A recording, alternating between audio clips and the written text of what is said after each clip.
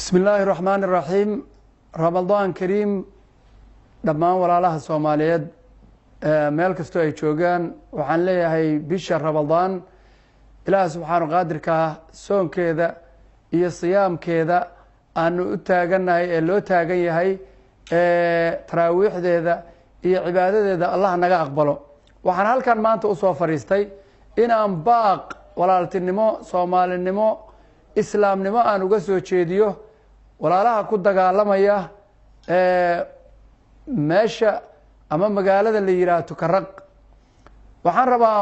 in aan xasuusiyo walaalaha in bishani ay ahayd bishii shaydaanku xirnaa bishii la xarimay dhiigga islaamka bishii shahrul cibaada inay ahayd waxa kale la yaab amaantay 2018 inay dad muslimiina oo la ilaaha illa allah muhammadur rasuulullah leh ay isku dilaan 1888 shirki Berlin xuduud gaal dhigay iyagoo ilowsan wala taqtulun nafsa allati harama allah illa bil haqq in ay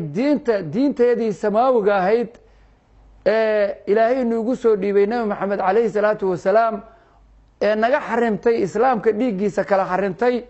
cirdigiisa iyo maalkiisa xarimtay haddana bishii ahayd shahrul cibaadada ahayd bishii cibaadada ahayd waxa ayaan dara ah maantay in wiilashii Soomaaliyeed ee boqolkiiba boqol muslimka ahaa ee sunniga ahaa ee shaafiiciyada ahaa in meydkooda baabuurta dhaadheer ama siisooyada ama loorida kuwa loo yaqaano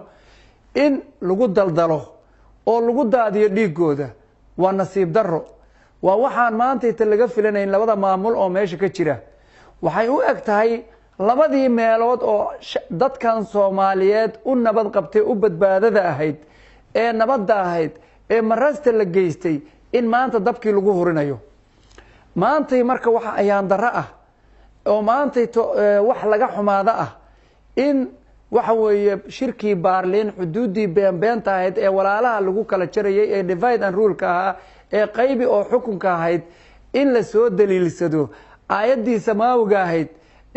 waxa weeye malakul jibriil uu nabi maxamed alayhi salaatu wasalaam u soo dhiibay qowlkii ilaahay ana in la beeniyo meel inta la iska dhigo lagu soo indhacad yahay laga xishoonayn oo waliba laga xishoonayn la leeyahay waxa weeye la soo daliilsanayo shirki Berlin cadawgii ayaga kala goynayay ee maqaska ku kala jarayay ee uga tagay maanta tawiilkii ku fakarayay waxa weeye gumaystaha ahaa ee ogaa cawaanimada ama liidniinka dadka madow ama afrikaanka maanta in la soo daliilsado oo dadkii waxa weeye diinta kitaabiga ahaa ahlu kitaabka ahaa oo ummadda nabi maxamed alayhi salaatu wasalaam ahaa oo kuntum khayra ummatin ukhrija linnaas ta'muruna bil ma'ruf wa tanhawna 'anil munkar aayadahaas loo soo dajiyay waxa weeye ar-rahmaan wax loogu sheegay in uu inta meel iska dhigo kitaabkii quraanka ahaa ee uu soo daliilsado waxa weeye 1888 midab gumaystihii qaybsanaya Afrika xuduudihii ay dhigeen inay maanta isku dhameeyaan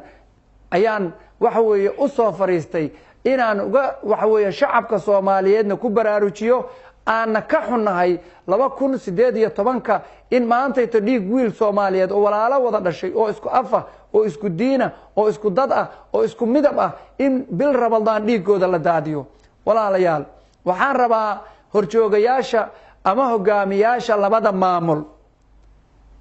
waxaan u sheegayaa labada maamul oo maanta tukaraqas ku leeynaysa horjoogayaashooda taariikhdu way idin qori doontaa waa la idin la xisaabtami doonaa waxa dhibanaya waa rag waxaan idin sheegayaa hadii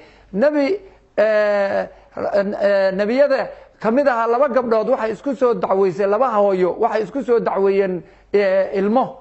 markaasa ilmihii isku qabsadeen markaasa lagu xukumo leeyahay loo kala jeexo hooyadii intay sahin weyday tiri hadaba ayada hala siyatii dhashay markaasa la ogaado taa lagu sii waxaan idin sheegayaa walaalayaal shacabka labada maamul ku kala noolow waxaan idin sheegayaa maskaxdiina ha shaqeyso waxaad tihiin dad walaalaha wada dhashay waxaad tihiin dad dhiigooda la kala xarimay waxaan u baaq u dirayaa odayaal dhaqameedka waxaan u dirayaa baaq culamaa udiinka, waxaan u dirayaa dhalinyarada firfircoon oo markay abaaruhu dhacaan ama fatahaaduhu ay dhacaan labada dhinacba meel kastoy Soomaalidu joogto u gurto u soo gurmata dhaqaalaha u gurta. waxaan abiil idinkaga ahay inaad iska qabatiin oo aad kacdiin oo aad xuquuqdiina ogaatiin. waxaan u digayaa dhalinyarada shacabka 75% ah, waxaan idiin sheegayaa adinka ayaa iska leh awoodda Ilaahay ka sokoowe, adinka ayaa iska leh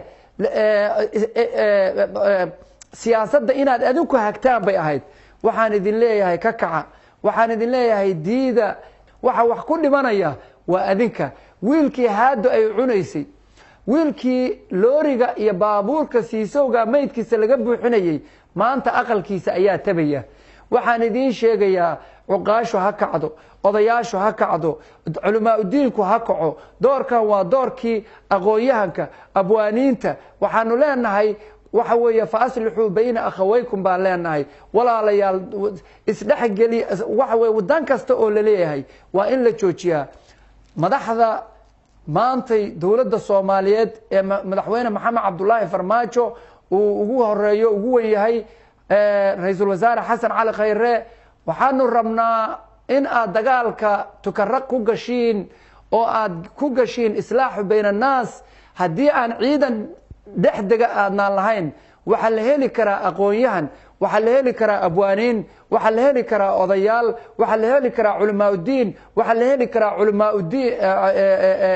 cuqaal damiir leh ee dadkooda u damqanaya ayaa la heli karaa. kuwa abaabul ayaanu leenahay. waad ku mahadsantihiin inaad ka hadashiin, laakiin weli kuma filla. waxaanu leenahay madaxdu wax kasta oo ay hayso waa in la joojiyaa, waa in dagaalka tukaraq la iskugu tagaa, waa in wax kasta la dagaalanka al-shabaab xataa waa in la joojiyaa. sababtu tahay nagama go'do boqolaal wiil inay iskeersa ku dhintaan, nagama go'do inay bil Ramadaan walaalahaas ay isku soo haddii marka nin waalan walaalkiiba u fiyow baa la yiri. war waxaan leeyahay caano daatay dabadooda la qabtaa, maanta laga taxadaro. waxaan leeyahay oo aan leeyahay Soomaali kala jare, silic iyo dhibaatiyo sanbabada u dhimo oo ifka samaha kaga tagin, aakhira cadaab salal samhariira lagu gee. salaamu alaykum waraxmatullaahi wabarakaatu.